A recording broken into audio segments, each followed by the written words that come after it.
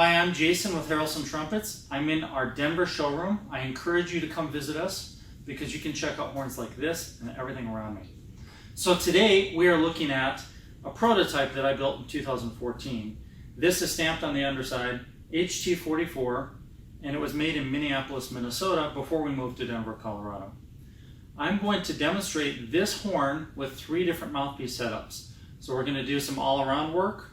We're going to hear it with a big, broad, open tone for like jazz combo or something solo-like.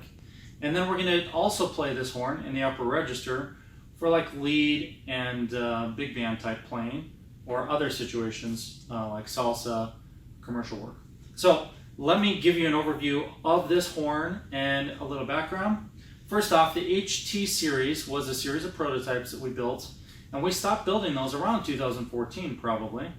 Now we have the X series, which is our newest series of prototypes, and you can see up there is the X20.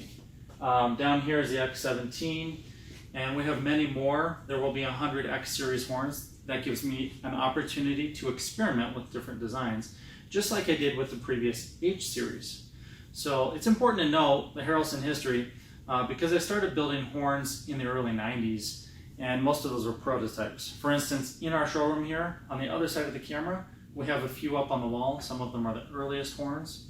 And really, we've always been an R&D shop and not really a production shop. That's why everything we do is custom, is because we are designing each different trumpet for each different player. So this HT series was the one that came before the X series, and before that, there was over 100 other prototypes earlier in our history. So I'm going to show you this horn and point out some of the features. It's kind of a hybrid between a lot of different models. First off, we have this Style D tuning slide, which came from our VPS Summit series. And we have Saturn water keys. We have a third slide screw stop that's a ball spring, and that also is from our Summit series. That's kind of a rough cut one, and I think that was put on, both of these were put on after 2014. Because I think, I'm not sure, but I believe that we probably rebuilt this horn at some point for somebody. The bell is brand new, so stamped on the horn says Bell 17. It actually is not a Bell 17 because I just replaced it. And it is a lead pipe 6. It's a solid drawn lead pipe with a solid receiver. On the top we have the bravura bracing. So we kind of have a hybrid between a bravura and an HT series and a Summit. We also have the 1/2-inch mod kit on it, so that improves efficiency, adding inertia. The ergonomic finger rings, and we have inlays. These are PowerShell inlays that are like 10 millimeter slightly domed inlays on this horn. So that's kind of cool. I'm going to bring it up closer. You can see how they'll stand up a little bit. This tuning slide was originally intended for someone's order. It got damaged, so I had to patch it right here, and I did that with a laser welded patch. It turned out pretty nice. You can barely notice any defects. However, you will see some silver rather than brass because we use silver wire to do our laser welding. So that was repaired, and I want full disclosure there, so you know that. And let's play the horn. So I'm going to start with my mouthpiece, which is a 5mm modular mouthpiece. And I'm going to play towards the wall here so it kind of bounces around rather than distorting the camera.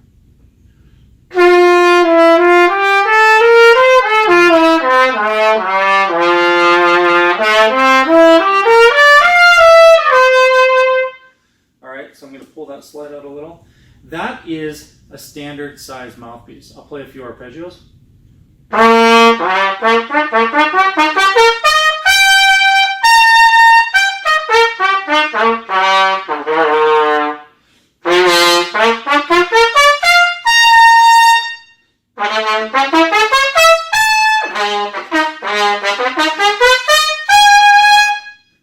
So that's a standard size mouthpiece setup. I'm going to take the mouthpiece and now make it large. I want this to be a big, broad, open sounding mouthpiece.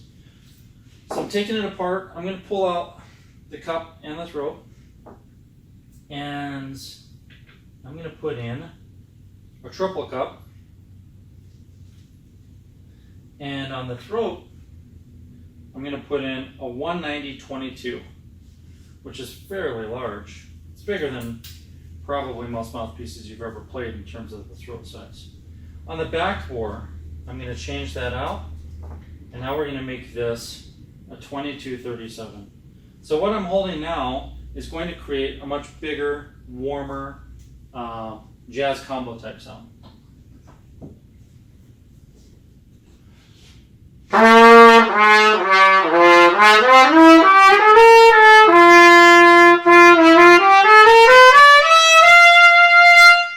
So I've really taken all the edge off of the mouthpiece. What I had in there before was great for all around work, but honestly this sounds so much bigger and darker. If you really want to take your horn to that place, then this mouthpiece setup would do that for you. And we could set this up for any player in any size. If you play a 3C or a Monet B6 or a Schilke 16, it doesn't really matter what your numbers are. We can definitely set something up that can do this.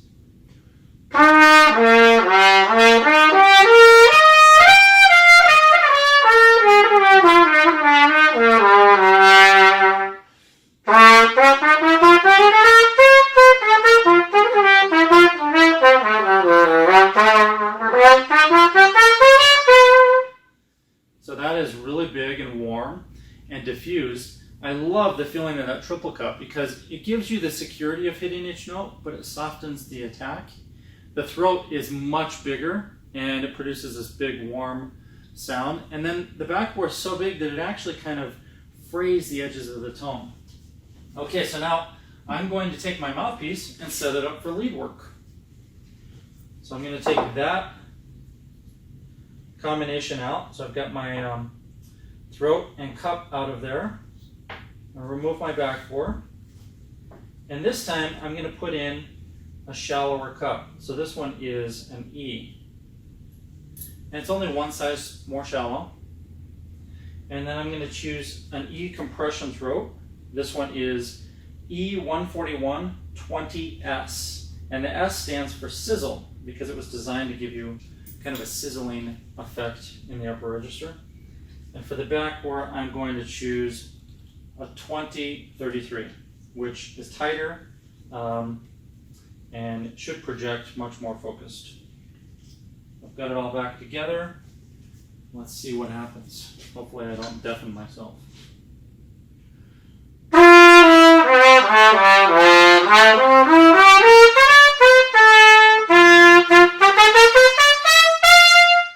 So now I can feel that this mouthpiece is so tight that it's really begging to be played in the upper register.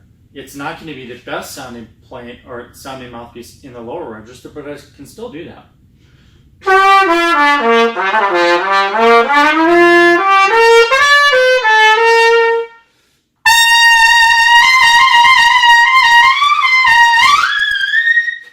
So it's very easy to play in the upper register. I can really get that punch, and that's partially because I have this real compression set up on the cup and the throat. Let's see if I can get that up there a little bit.